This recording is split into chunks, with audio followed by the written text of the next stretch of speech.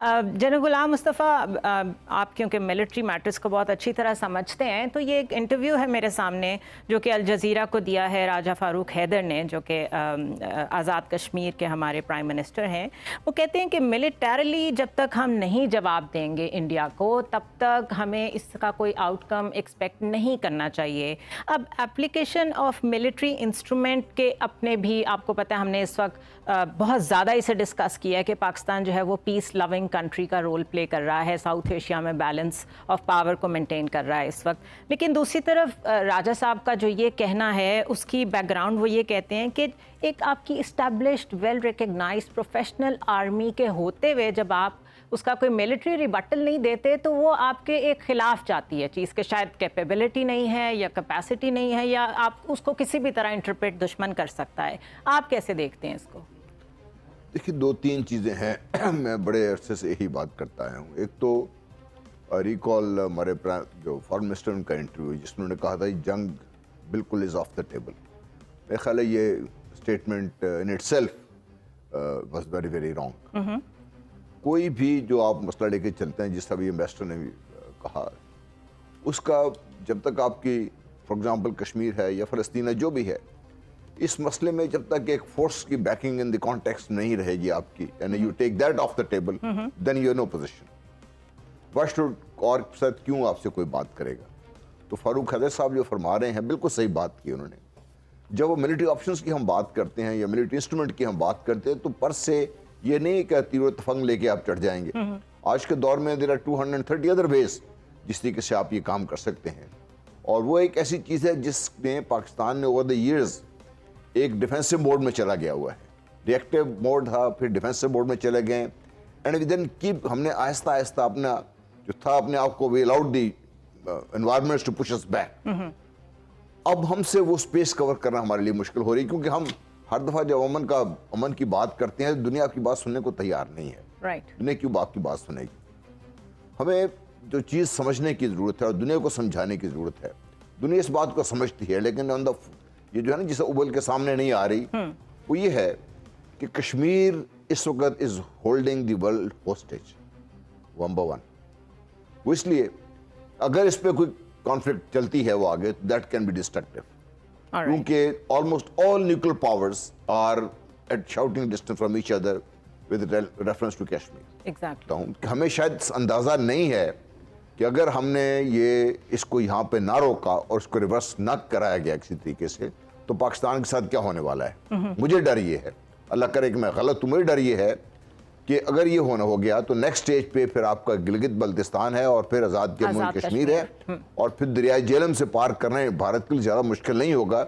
जब ये 1 मिलियन फौजी यहाँ से स्पेयर हो जाएंगे तो कहाँ जाएंगे वो सारे? राइट, ठीक है जी। इन एनी केस, जो भारत का इंटायर मिलिट्री स्ट्रक्चर है 90% इज अगेंस्ट पाकिस्तान। चीन का शोषण मचा रहे इसमें। तो हम सारे को, जब भी हम इस चीज को कॉन्टेस्ट को देखते हैं, तो दी war is not very far away. In fact मैं तो बाहर इस चीज का इजहार कर चुका हूं कि we are already in state of war, whether we recognise it or not. Number 2, we have to fight a war, whether we fight it now or we later, and that war की shape ये ना हो जो हम ये बात करें। बार बार मैं इस चीज को इसलिए एम्फसाइज कर रहा हूं कि हमारे ज़हन में हमेशा ये आती है कि जहाज उड़ेंगे, तोपें चलेंगी, टैंक चलेंगे, that may ultimately come to that also. लेकिन आप लड़ाई आज अगर आपने लड़नी है तो आप अपनी मर्जी से उसको तरतीब दे सकते हैं। You have the options. अगर आप बाद में लड़ेंगे, when it is forced upon you, फिर रिएक्टिव होंगे तो वो डिफरेंट कॉन्टेक्स्ट होगा। जब बायलैटरलिज्म का मंत्रा हमने खुद देखा है कि उसकी धज्जियां उड़ा दी हैं इंडिया ने, और सिर्फ उसको as an instrument to hide behind use करता है वो। इसमें हमें कितना वोकल होने की ज़रूरत है कि हम भी समझें कि शिमला अकॉर्ड इज़ नो मोर, क्योंकि जो वन साइडेड एक्शन है वो इस कॉन्फ्लिक्ट में, इस टेरिटोरियल कॉन्फ्लिक्ट में हो नहीं सकता था, जो कि किया है इंडिया ने, नंबर 1।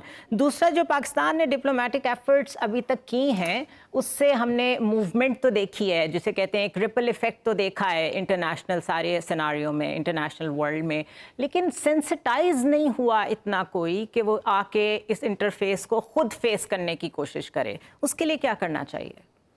देखिए ज़रा, इस हवाले से अगर इंटरनेशनल कम्युनिटी और ख़ास तौर पर अमेरिका सिंसियर होता, तो जो कोल्ड वार का एरा था ना 1947 से लेकर 1991 तक, یہ وہ بہترین دور تھا جس میں امریکہ اگر چاہتا تو پرخلوص طریقے سے اس مسئلے کو حل کروا سکتا تھا، کیونکہ تب اگر ہم دیکھیں انڈیا کے مقابلے میں پاکستان جو ہے وہ اس وقت کی ویسٹرن بلاک کی بہت بڑی ضرورت تھی انڈیا کے مقابلے میں، تب کولڈ وار کے دور کی بات کروں۔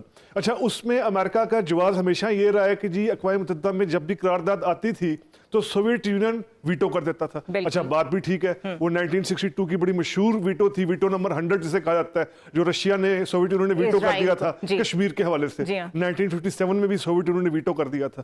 لیکن اسی دور میں اگر ہم دیکھیں تو پھر رشیا، سوویت یونین تو اسرائیل کے خلاف بھی ویٹو کر دیتا تھا کئی، لیکن امریکہ ان ویٹوز کو خاطر میں نہیں لاتا تھا اور جو اس کے مقاصد ہوتے تھے مڈل ایسٹ میں وہ پورے کر دیتا تھا۔ تو امریکی اخلاص اگر موجود ہوتا تو وہ کولڈ وار کے ایرا میں کشمیر کے حوالے سے پورا کر سکتا تھا۔ اب یہاں سے اہمیت دیکھیے نا، ابھی یہ ٹرمپ نے حالیہ دورہ کیا بھارت کا، یہ مسلسل بل کلنٹن کے بعد مسلسل 73 سے تمام امریکی صدر دورہ کر رہے ہیں۔ بل کلنٹن نے دورہ کیا، جارج بش نے دورہ کیا، اوباما نے دورہ کیا اور اب ٹرمپ نے دورہ کیا، جبکہ کولڈ وار کے ایرا میں 3-4 دورے ہیں، وہ ایزن ہاور کا دورہ ہے انڈیا کا، کارٹر کا ہے، نکسن کا ہے۔ یعنی آپ دیکھیے نا، اب اس زمانے میں پاکستان کی اہمیت دیکھیے اور انڈیا کی، اور اب تو خیر انڈیا کی اہمیت ان کے لیے بہت بڑھ گئی ہے۔ مجھے اس میں کوئی شک نہیں ہے کہ اس میں 3 جو بڑی طاقتیں ہیں وہ اس میں شامل تھیں، اور روس بائی اسٹیئنگ نیوٹرل اور سلائٹلی بیہائنڈ کیا کہتے ہیں اور دا لائن، روس نے بھی in a very tacit approval India کو دیا ہوا ہے۔ جی ہاں، the only country which has come up as China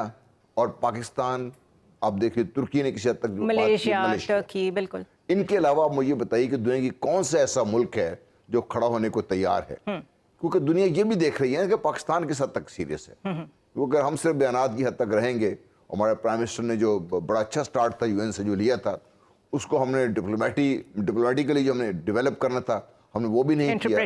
ہم تو دنیا کو یہ بھی نہیں سمجھا سکے کہ شملہ ایگریمنٹ میں جہاں ایک طرف بائیلیٹرزم کی بات ہے، وہاں یہ بڑا کلیئر ہے کہ کشمیر کی جو سچویشن ہے as the date was signed, اس کو کوئی فریق چینج نہیں کر سکتا۔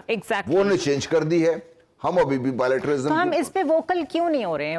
وائی ڈو یو تھنک کہ ہم لوگ خاموش ہیں، یا یوں کہہ لیں کہ ہم لوگ اتنی ڈفرینٹ ڈائریکشنز میں اس وقت انگیجڈ ہیں؟ فیٹف کا مسئلہ چل رہا ہے، انٹرنلی اکانومی کا مسئلہ چل رہا ہے، وہ وہاں سے اپنے جو رائٹ ونگ کے یورپین یونین کے لوگ ہیں ان کو لے جا کے دورہ کرا کے کہتے ہیں یہاں تو کچھ بھی نہیں ہو رہا۔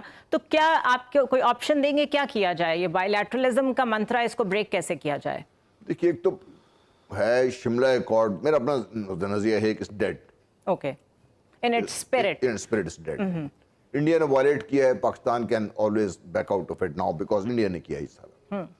دوسرا یہ ہے کہ پاکستان اس کیس کو دنیا کے سامنے کس طریقے سے لے جا کے پیش کر رہے ہیں، ہمیں اس کو پسند کریں یا ناپسند کریں، ہم اس کو جتنے مرضی ملما چڑھانے کی کوشش کریں، بٹ اکراس دا ورلڈ جہاں بھی پرابلم ہے، جہاں کے بھی تکلیف میں ہے تو مسلمان ہے، وہ کیوں ہے تکلیف میں، اس کے بڑے واضح ہمیں انڈرسٹینڈ ہونا، وی مسٹ انڈرسٹینڈ کہ بڑے اس کے واضح ریزنز ہیں۔ اس کے ریزنز یہ ہیں کہ بھئی there are 3 kind of extremists who have joined hands together، اور اس کو امبریلا ہے جو what I like to call economic Zionism۔